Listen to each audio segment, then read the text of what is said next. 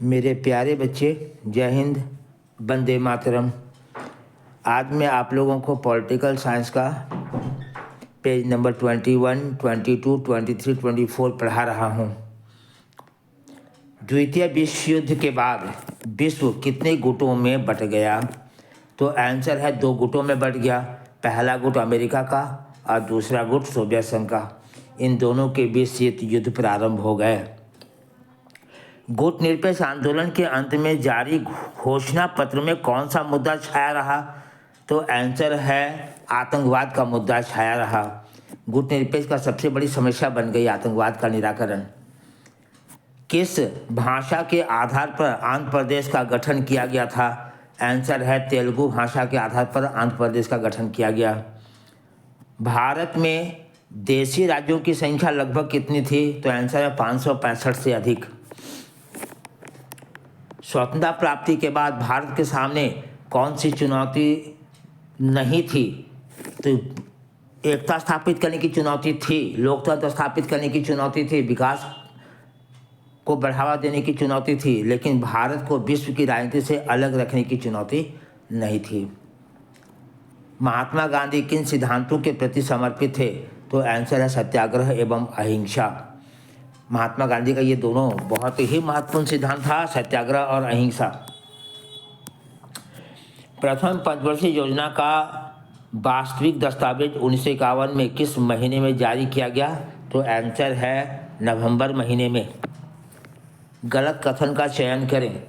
योजना आयोग का निर्माण 1950 में हुआ, 100% सही है। योजना आयोग योजना बनाता है, यह भी पूर्णतः सही है। इसकी स्थापना सरकार के एक प्रस्ताव से हुआ, यह भी सत्य है। योजना आयोग भारतीय संविधान का अंग है, यही बात गलत है, क्योंकि योजना आयोग भारतीय संविधान का अंग नहीं है, यह एक सलाहकारी संस्था है। श्वेत क्रांति का संबंध किससे है? तो आंसर है दूध उत्पादन से। इसको ऑपरेशन फ्लड के भी नाम से जाना जाता है। इसी क्रांति के चलते भारत विश्व का सबसे बड़ा दूध उत्पादक देश बना।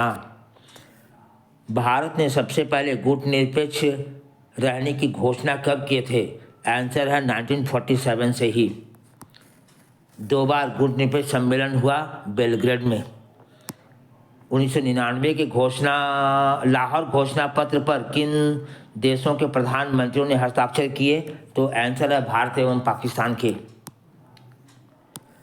किस व्यक्ति ने 1959 में भारत से शरण मांगी? तो आंसर है दलाई लामा ने। ये बौद्धों के गुरु हैं। जब चीन तिब्बत पे आक्रमण किए तो दलाई लामा इंडिया आ गए और इंडिया में ही तब से आज तक रह रहे हैं।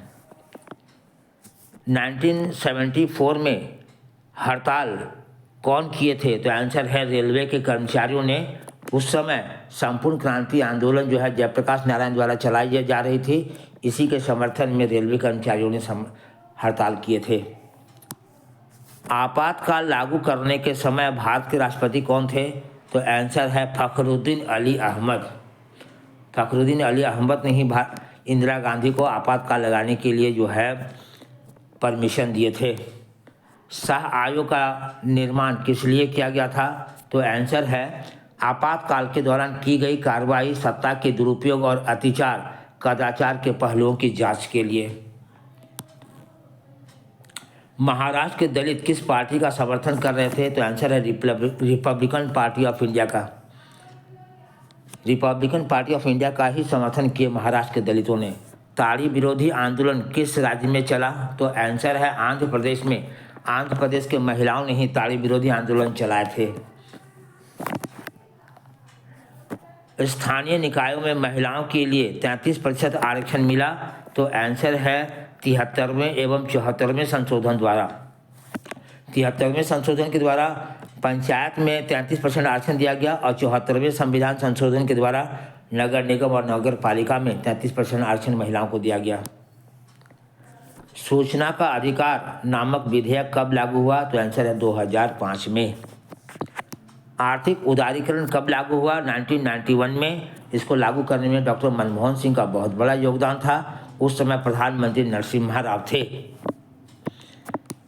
नर्मदा नदी के बचाव में मेधा पाटेकर ने कौन सा आंदोलन चलाए? तो आंसर है नर्मदा बचाओ आंदोलन। क्वेश्चन को घुमा सकता है। नर्मदा बचाओ आंदोलन के नेता कौन थे? तो आंसर है मेधा पाटेकर। मई 2004 में भारत के प्रधानमंत्री कौन बने थे? तो आंसर है डॉक्टर मनमोहन सिंह। बांग्लादेश का निर्माण कब हुआ? आंसर है 1971 में इंदिरा गांधी के द्वारा।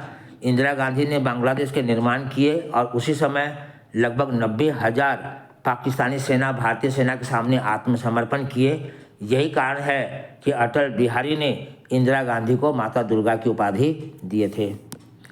जर्मनी का एकीकरण कब हुआ? तो आंसर है अक्टूबर 1990 को। जय हिंद।